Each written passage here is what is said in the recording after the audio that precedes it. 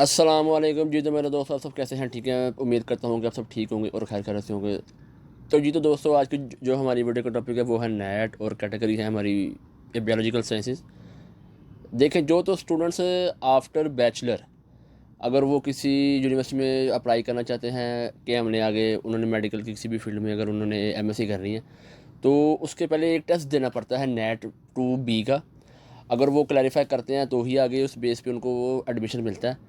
तो ये है कि ये टेस्ट देना बहुत ज़रूरी। जैसे उन्होंने आफ्टर एफएससी जो नेट 1E का टेस्ट दिया था या नेट 1M का टेस्ट दिया था, उसमें अगर उन्होंने क्लैरिफाई किया तो ही वो आगे आए। इसी तरह से इसका भी यही हिसाब है कि अगर आपने आफ्टर एमएससी या आफ्टर जो है बीएससी, सॉरी आफ्टर बीएससी के बाद अगर आपने टेस्ट देना है ये जो है नेट का 2B का, अगर आपने आगे किसी भी फर्दर यूनिवर्सिटी में अप्लाई करना है एमएससी के लिए, तो उसके पहले नेट 2B का टेस्ट आपको देना पड़ेगा, वो क्लियर करना पड़ेगा, तो ही आपका आगे एडमिशन आपको मिलेगा। तो ये चेक कर लेते हैं कि नेट क्या चीज़ है। तो सबसे पहले बात करते हैं कि जो नेट का स्टैंड बाय है वो क्या है। नेट बेसिकली ये जो वर्ड है ये बना 3 स्पेल से मिलकर NAT, यानी कि N से बनता है नेशनल, A से बनता है एप्टीट्यूड और T से बनता है टेस्ट, यानी कि ये बन गया नेशनल एप्टीट्यूड टेस्ट बन गया ये। तो HEC ने इसका एक क्राइटेरिया दिया है, तो वो आपसे मैं चलो अभी जो है शेयर कर रहा हूँ। तो आप देखें एक स्क्रीन पर एक इंटरफेस आपको नज़र आ रहा है। तो उस पर सबसे पहले मेंशन है वर्बल, उसके 10 नंबर है। फिर एनालिटिकल है, उसके 10 नंबर है। क्वांटिटेटिव उसके 10 नंबर है। और सब्जेक्टिव है, इसके 70 नंबर है। ये एक क्राइटेरिया है जिसको आपने तैयार करना है, जिस बेस पर आपका टेस्ट होगा, जो HEC ने आपसे जो है टेस्ट लेना है। तो देखें कि जो सबसे पहले वर्बल है उसकी भी डिवाइडेशन दी है HEC ने। तो वो देखें कि जो सबसे पहले वर्बल है उस पर जो आपके 10 नंबर है उसकी डिवाइडेशन उसने कैसे दी है। सबसे पहले आपके 3 नंबर के सेंटेंस हैं। एनालॉजी आपका 1 नंबर का है, फिर एंटोनियम 2 नंबर के हैं, कंप्रीहेंशन आपका 3 नंबर का है, और सिनोनियम आपका 1 नंबर का है। तो उसके अगला पार्ट आपका एनालिटिकल का है। तो उसमें सिनेरियो बेस्ड आपका 6 नंबर का है, और स्टेटमेंट बेस्ड आपकी 4 नंबर की है।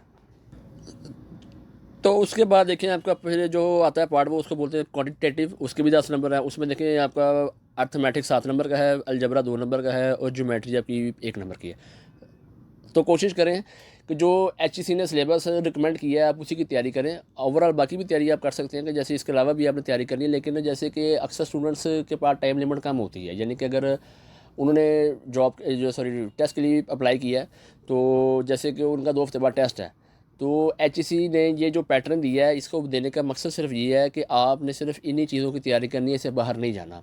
इससे बाहर भी आप चले जाएं तो वो तो फिर आपकी सेल्फ हेल्प हो जाएगी, यहाँ आप कहने के एक्स्ट्रा नॉलेज के लिए। लेकिन कोशिश करें कि शॉर्ट टाइम आपको के पास अगर 2 हफ्ते हैं या 3 हफ्ते हैं या 1 महीना है, तो कोशिश करें कि आप इसी को ही तैयार करें। इसके अलावा भी आप तैयार ना करें, क्योंकि उसकी ज़रूरत नहीं है, इससे बाहर पेपर आपको आना नहीं है। तो कोशिश करें कि आपने इन्हीं स्टेटमेंट्स को तैयार करना है।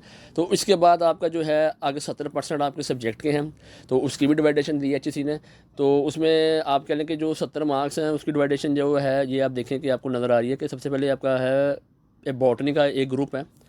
तो उसमें आपकी ये प्लांट फिजियोलॉजी वो 2 नंबर की है, टेक्सोनमी वो भी 2 नंबर की वो सॉरी 3 नंबर की है, फिर एनवायरमेंटल है वो 2 नंबर है, फिर जेनेटिक्स है वो 2 नंबर है, फिर इकोलॉजी है वो 2 नंबर की है, फिर फंजाई है वो 3 नंबर की है, फिर बायो एब्रोफाइट्स है इसके भी आपके 3 नंबर हैं, फिर एंजियोस्पर्म्स हैं इसके भी 3 नंबर हैं। फिर ये तो हिस्सा आपका आ गया बॉटनी का। अगला जो हिस्सा आपका है जो जो आपका सेकंड है वो है जोलॉजी। अब जोलॉजी के टोटल नंबर हैं 20। तो इसमें आपका जो वर्टिब्रेट्स है उसके 10 नंबर है, और इनवर्टिब्रेट्स उसके 10 नंबर है। तो उसके बाद केमिस्ट्री है वो 20 नंबर की, आपकी इस्लामियात आपका 5 नंबर का, और पाकिस्तान स्टडीज़ आपकी 5 नंबर की। इन सारों को अगर आप कैलकुलेट कर लें तो ये टोटल आपके 100 मार्क्स बनते हैं जो आपने अटैम्प्ट करने हैं। इससे क्वेश्चन भी 100 होंगे और मार्क्स भी 100 है, कि 1 नंबर का 1 सवाल है। और जो इसकी टाइम ड्यूरेशन है वो है 120 मिनट, यानी 2 घंटे।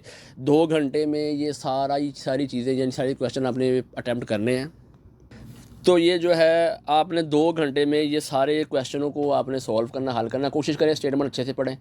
और अक्सर स्टूडेंट जो क्या करते हैं कि वो जल्दी जल्दी में स्टार्टिंग में आंसर लिख देते हैं, हालांकि जब वो सोचते हैं, जब बाद में उनको ज़्यादा आता है तो फिर वो उनको पता चलता है कि जी हमारे क्वेश्चन का आंसर हमने गलत टिक किया है। तो कोशिश करें स्टेटमेंट को ध्यान से पढ़ें, पूरे कॉन्सेंट्रेट के साथ पढ़ें और एक्टिव होकर पढ़ें, क्योंकि 2 घंटे 120 मिनट काफ़ी टाइम है कि क्या आपने 120 मिनट में 100 क्वेश्चन अटैम्प्ट करना है। तो कोशिश करें स्टेटमेंट को ध्यान से पढ़ें और ध्यान से पढ़ने के बाद या पूरा पेपर एक दफ़ा आप रीड आउट कर लें, तो उसके बाद फिर आप आंसर लिखें, लेकिन कोशिश करें कि ध्यान से उस स्टेटमेंट को पढ़ के फिर आप आंसर लिखें। तो ये तो चले इसका टाइम ड्यूरेशन था, इसकी स्टेटमेंट्स जो थी वो मैंने जो इसके टॉपिक्स है सारे वो बताया आपको, एक जो HEC की जाने से जो सिलेबस है वो बताया। अब अक्सर स्टूडेंट्स उनको कन्फ्यूजन हो रही होती है, वो अक्सर मुझसे बात करते हैं कि भैया हमें ये बताएं कि हमने एक टेस्ट दिया उसमें हम क्लैरिफाई नहीं कर पाए, तो क्या आगे टेस्ट कब होगा, तो या आप कह लें कि उसमें हम दोबारा अपीयर हो सकते हैं। तो उनको ये कैंडिडेट्स को मैं ये बताना चाह रहा हूँ कि जो तो स्टूडेंट्स एक दफ़ा क्लैरिफाई नहीं कर पाते वो दोबारा भी टेस्ट दे सकते हैं। ये साल में 4 दफ़ा होता है, हर 3 महीने के बाद ये एक टेस्ट होता है HEC की जानिब से। तो कोशिश करें कि अगर एक में क्लैरिफाई नहीं हुआ तो आप अगले में अप्लाई कर लें, उसमें नहीं हुआ तो उसे अगले में कर लें। तो ये साल में 4 मरतबा है। अगर किसी स्टूडेंट या किसी कैंडिडेट का चारों में अगर वो अपीयर अगर होता है या क्लैरिफाई नहीं कर पाता, तो वो कोशिश करे कि उसे अगले साल वो जो है दे ले। अगले साल के अंदर भी उसके पास 4 मौके हैं, तो उन चारों में जब भी वो उन्हें ठीक लगे या वो अपनी तैयारी अच्छी करके तो इसको पास कर सकते हैं। तो ये तो हो गया एक अलग बात। अक्सर स्टूडेंट्स क्या करते हैं कि वो जब वो ये जो नेट का टेस्ट दे के क्लैरिफाई कर लेते हैं, तो वो करते हैं क्या है कि वो कहते हैं अच्छा अप्लाई कर लेंगे, ये कर लेंगे, वो कर लेंगे।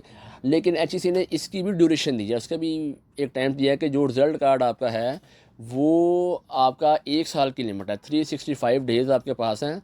1 साल के अंदर आपने ये जो है सारा आप अगर आपने दिया टेस्ट दिया क्लैरिफाई कर लिया, तो 1 साल के अंदर आपने फर्दर किसी यूनिवर्सिटी में अप्लाई करना है। अगर आपका 1 साल मिस हो गया पूरे 365 डेज, जब आपको अपना जो कार्ड इशू हुआ रिजल्ट कार्ड, उसके 1 साल के अंदर ही आपने अप्लाई करना है। अगर आप उससे बाहर चले जाएंगे तो फिर रिजल्ट कार्ड आपका एक्सपायर है, वो आपको दोबारा टेस्ट देना पड़ेगा, दोबारा अपीयर होना पड़ेगा, फिर आप क्लैरिफाई करेंगे, फिर सारा वही जो प्रोसीजर मैंने स्टार्ट में सारा बताया आपको। तो कोशिश करें कि अगर आपने टेस्ट में अप्लाई किया, उसे क्लैरिफाई कर लिया, तो आप 1 साल के अंदर अंदर आप किसी भी यूनिवर्सिटी में अप्लाई कर लें। तो आप कोशिश करें कि 1 साल के अंदर अंदर आप अप्लाई कर लें, तो वो आपके लिए बेटर रहेगा। वरना जो मैकेनिज़्म सारा जो प्रोसीजर मैंने बताया आपको वही आपको दोबारा अप्लाई करना पड़ेगा।